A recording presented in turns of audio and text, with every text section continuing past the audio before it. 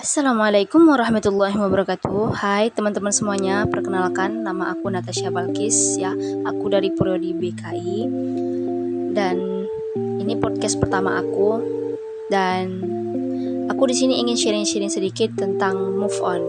Apa sih move on itu gitu? Nah, move on itu berasal dari bahasa Inggris ya, move on. Kalau bahasa Indonesianya itu gagal move on, gagal gamon ya, secara singkatnya anak muda sekarang tuh gamon, itu gagal move on. Nah, jadi di sini tuh kenapa bisa terjadi move on? Nah, karena terjadinya tuh mungkin salah satunya itu kemungkinannya akan dia menjalinkan kasih kepada orang lain seperti pacar gitu, ataupun sahabat.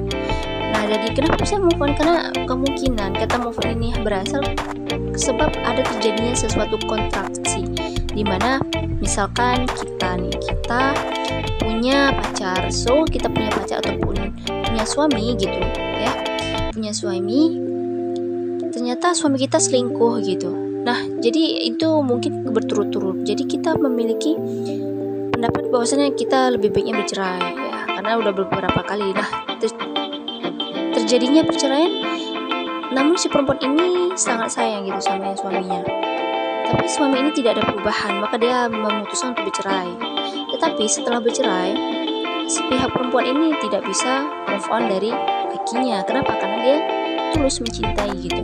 Jadi gimana cara membuatkan move on ini bisa terhindar? Nah, jadi kemungkinan ini tips-tips dari aku.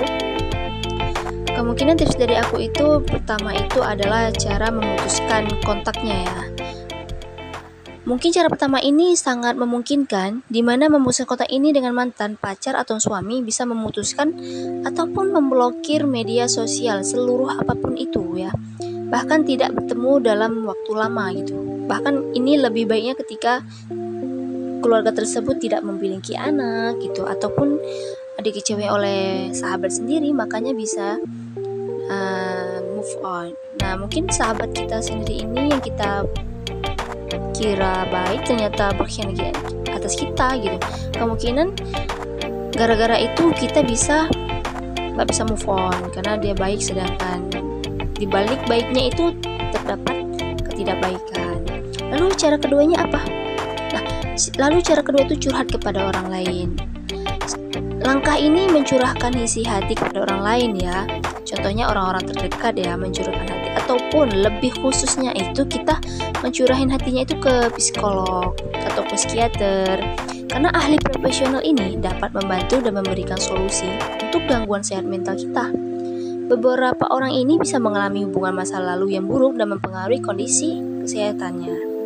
Nah, orang terdekat dapat membantu kita dalam menghadapi masalah sulit. Mereka akan membantu kita akan pulih dari hubungan buruk masa lalu kita. Lalu yang ketiga itu apa? Lalu yang ketiga itu adalah melakukan mindfulness ya, dimana mindfulness ini termasuk kesadaran penuh. Maksudnya ini adalah kita bermeditasi ya, melakukan fokus dan emosional kita agar apa? Agar mental dan fisik kita itu sehat. Dengan meditasi ini kita menenangkan diri ya, dengan salah satu juga mencegah stres, penggangguan panik dan depresi. Meditasi ini kurang lebih itu kita lakukan 3 atau 5 menitan ya, agar bisa mengurangi stres tadi dan bisa mencari lebih tenang.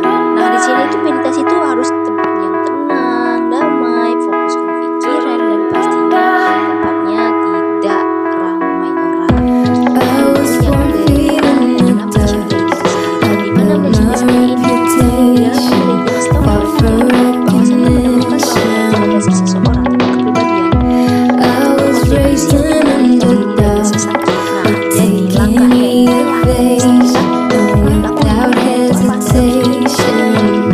cara ini membuat kita beradaptasi dengan cepat. Kita bisa memulai langkah baru pada waktu sukses. Lalu yang kelima itu ada fokus pada kegiatan lain. Di sini tuh maksudnya adalah kita itu mencari hobi-hobi kita, mencari hobi kita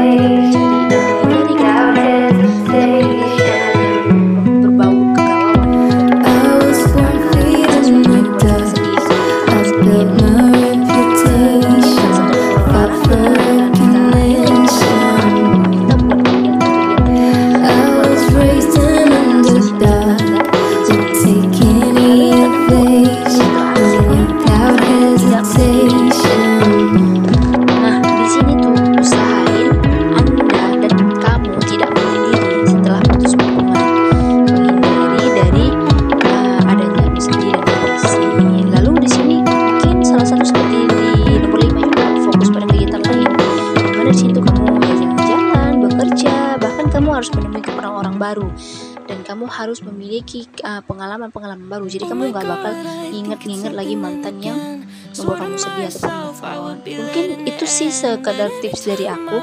Nah, itu beberapa cara untuk membantu kita bisa move on ya. Yang intinya itu kita melakukan kegiatan positif untuk melupakan hubungan masa lalu kita. Selain itu, kebersamaan orang-orang terdekat dapat membantu untuk memulihkan. Sekian aja dari podcast aku sangat terima kasih pada teman-teman semua. Aku akhiri. Assalamualaikum warahmatullahi wabarakatuh.